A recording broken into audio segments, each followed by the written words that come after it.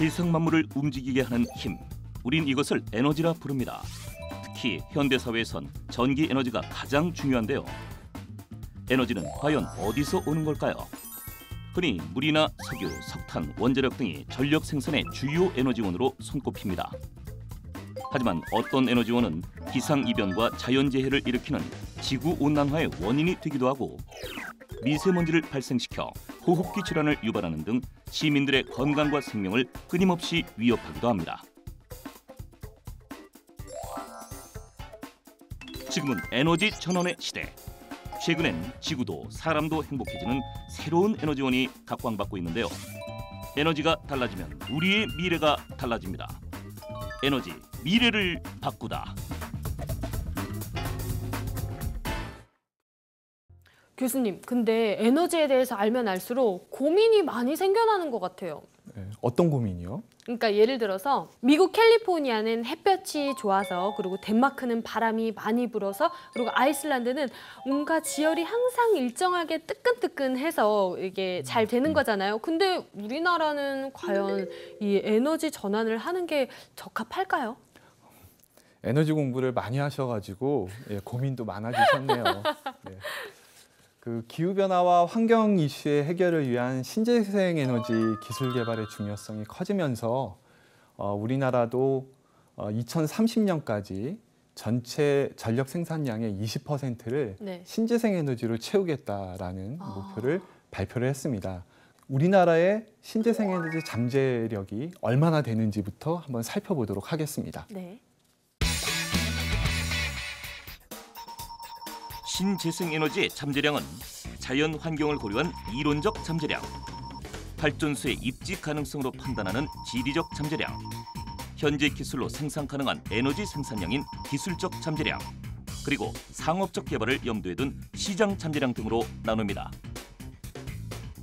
이 중 기술적 잠재량으로 본 우리나라의 태양광 에너지량은 원전 7,400여 개와 맞먹습니다. 태양광 패널의 효율이 높아지면서 태양광 에너지의 기술적 잠재량도 높아졌는데요. 효율이 늘어날수록 잠재량도 커지겠죠? 독일은 우리나라보다 일사량이 나쁘지만 태양광 발전기 설치 규모는 훨씬 많습니다. 즉, 우리도 태양광 에너지를 더 많이 누릴 수 있다는 거죠. 그런가 하면 삼면이 바다인 우리나라는 다양한 해양 에너지를 얻기에 좋은 환경을 갖고 있습니다. 조류 에너지, 조력 에너지, 화력 에너지, 해수 온도차 에너지까지 많은 신재생 에너지를 얻을 수 있죠. 한편 풍력 발전의 경우 육상 풍력은 경북과 강원도에, 해상 풍력은 전남과 서남의 상에 풍부한 것으로 나타났습니다. 우리나라도 신재생 에너지를 활용할 방법이 굉장히 많네요.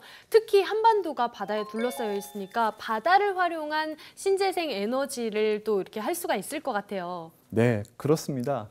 그 해양에는 이용 가능한 다양한 형태의 에너지가 존재하는데요. 서해안과 남해안 지역은 조류 에너지와 조력 에너지가 좀 풍부한 편이고요. 남해와 제주는 파력 에너지와 그다음에 풍력 에너지가 좀 풍부한 편입니다. 또 좀 바닷물이 차기로 유명한 동해의 경우에는 해수 온도차 에너지를 활용한 발전이 또 가능합니다. 해양 에너지를 주목할 만한 또 한 가지 이유는요, 이게 예측이 가능하다는 겁니다. 해양 에너지원 중에서 밀물과 썰물이 일어나는 현상, 즉 조석 현상은 천체 운동에 의해서 발생이 되는 것이죠. 그래서 바다에서 일어나는 현상 가운데 가장 이제 규칙적이고 예측이 가능합니다. 그래서 이 때문에 조류와 조력 에너지는 날씨와 상관없이 항상 발전량 예측이 가능하죠. 너무 좋네요. 네, 반면에 풍력과 태양광은 해가 안 뜨거나 바람이 안 불면 안 되는 이런 문제가 있죠. 자, 이제 에너지 전환을 해도 되겠구나 하는 잠재력은 저희가 확인을 했는데요. 실제로 우리나라에서 에너지 전환의 성공 사례로 꼽을 만한 그런 모범 사례는 없을까요? 물론 있습니다. 아, 있어요? 네. 네. 우리나라에서도 에너지 전환이 가능하다는 것을 보여줄 수 있는 모범 사례들은 이제 몇 가지 있는데요. 지금부터 소개해드리겠습니다. 네. 에너지 전환의 모범 사례. 가장 먼저 서울 성대골 마을, 성덕마을 같은 에너지 자립 마을을 꼽을 수 있는데요. 에너지 자립 마을은 신재생 에너지를 생산하고 외부 에너지 수요를 최소화해 에너지 자립도를 높인 마을입니다. 에너지 자립섬도 있는데요. 최초의 에너지 자립섬인 전남 가사도는 섬에서 쓰는 전력의 80%를 신재생 에너지로 충당합니다. 에너지 자립섬 만들기에 나선 울릉도는 2020년까지 풍력, 태양광, 지열 등 오로지 신재생 에너지만을 활용해 전력을 수급할 것으로 알려졌습니다. 한편 서울에 있는 4곳의 물재생센터에서도 하수 처리 과정에서 신재생 에너지를 생산하고 있는데요. 특히 탄천 물재생센터에선 하수유를 이용해 연간 2만 가구에 지역 난방을 공급하고 있습니다. 우와, 에너지 자립 마을, 에너지 자립 섬. 이거 너무 멋있는 것 같아요. 진짜 칭찬해주고 싶다. 고립된 그 섬 지역에서는 전기를 생산하기 위해서 경유를 이용을 합니다. 네. 하지만 이 경유를 떼게 되면 이산화탄소도 나오고 미세먼지도 나오게 되거든요. 네. 그래서 환경에 굉장히 안 좋은 영향을 많이 미치고 있습니다. 근데 에너지 자립섬으로 거듭나면서 에너지도 자급자족하고 더 깨끗해진 환경도 누릴 수 있게 된 거죠. 이 밖에도 소각장, 매립장 등 기피 혐오 시설에 친환경 에너지 생산 시설을 설치해서 님비 현상도 극복을 하고 에너지 그 문제도 해결하는 친환경 에너지 타운도 있고요.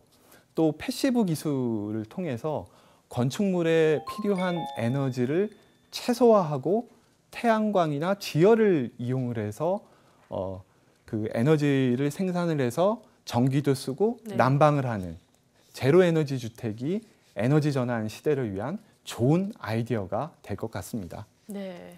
이만하면 우리나라도 신재생 에너지 기술과 잠재량을 꽤 많이 확보한 것 같지 않으세요? 와, 오늘 진짜 교수님과 함께 에너지에 대해서 공부를 정말 제대로 했는데요. 이제 우리나라도 에너지 전환의 시대를 맞을 만한 준비가 착착 진행이 되고 있는 것 같습니다.